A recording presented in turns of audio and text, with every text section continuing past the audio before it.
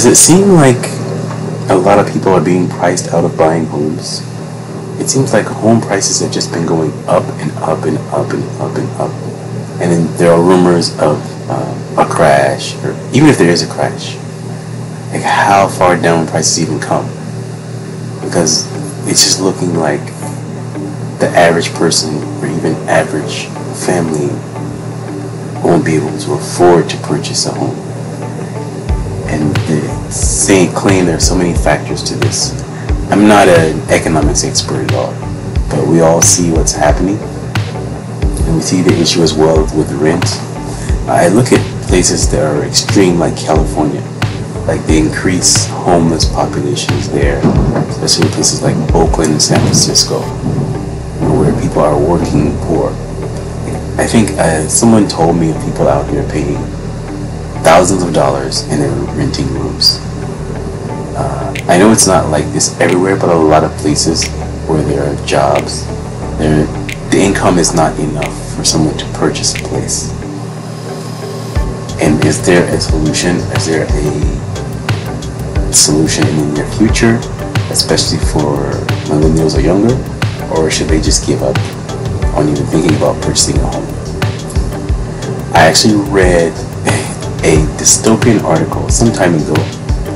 It's supposed to like predicting the future, and the way this just sounded really depressing.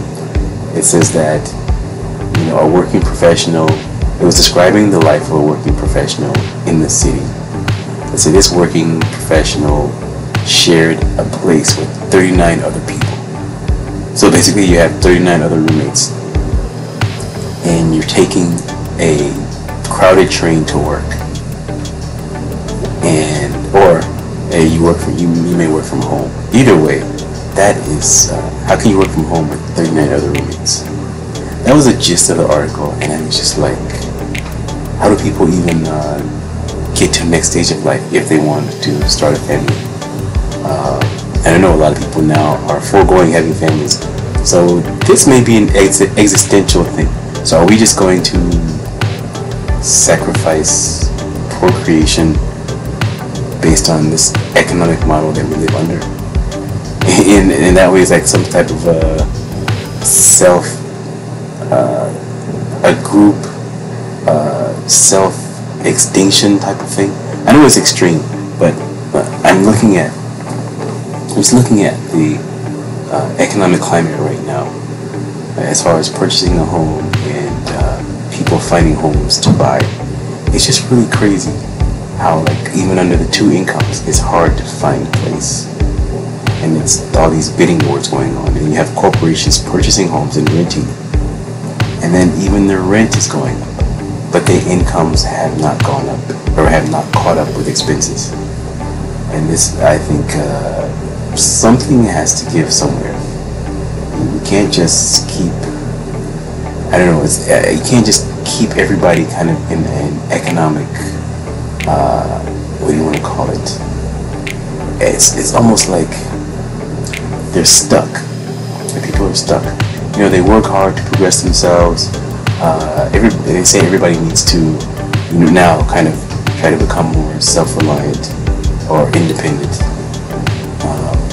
Even with that, you need a middle class, and you need a healthy middle class for any functioning type of free society. Any functioning free society needs a healthy middle class. You can't be stable with all these struggling people, with an increasing number of struggling people. That's just gonna create instability. Instability? Instability. Is instability a word? Somebody will correct me. I think instability. But this is something serious to think about. You have middle class people going homeless in certain states and certain cities. Again, what is the solution in regards to housing? They say developers have to develop more affordable homes. What can be done to encourage developers to create more affordable homes? What can be done to encourage developers to build more affordable rental units? I personally wouldn't recommend living in a place like San Francisco or New York or LA. I don't know. Like that just seems such a stress, economically, or just getting about every day, stretching your money. I mean, even people who, again, if you're making 100,000 in New York, and after all the taxes, and then with everything being a high price, like that's a struggle, right? And again, this goes back to people who are, they can only afford a certain budget just for themselves, let alone a family, right? You'd have to go to somewhere that's more affordable, which I think there's a trend of people moving toward more rural areas in some places, which, yeah, I mean, you have to do it because there's no way you can sustain life as a homeless person living outside a major city or even in a major city, just, going from one check to the next. It just becomes, mentally and emotionally exhausting. And I think it wears and tears on you. But again, how can we address this issue now or we just watch things crash? Like nobody knows. I don't know. Like, I'm not a housing market expert, but we can all kind of basically see what's happening before us. And it's like, what do you do? Some people have actually just accepted the fact that they probably never buy a place. Or maybe that's how they feel at the moment. And some people are actually still being able to buy a place. But again, it depends on the city. It depends on if they qualify. I don't know. If they decide, again, like they did in, I think, 2007 or 8 to raise the debt ceiling for people to buy homes. I think that's how the last crash happened. And will prices really come down if things crash?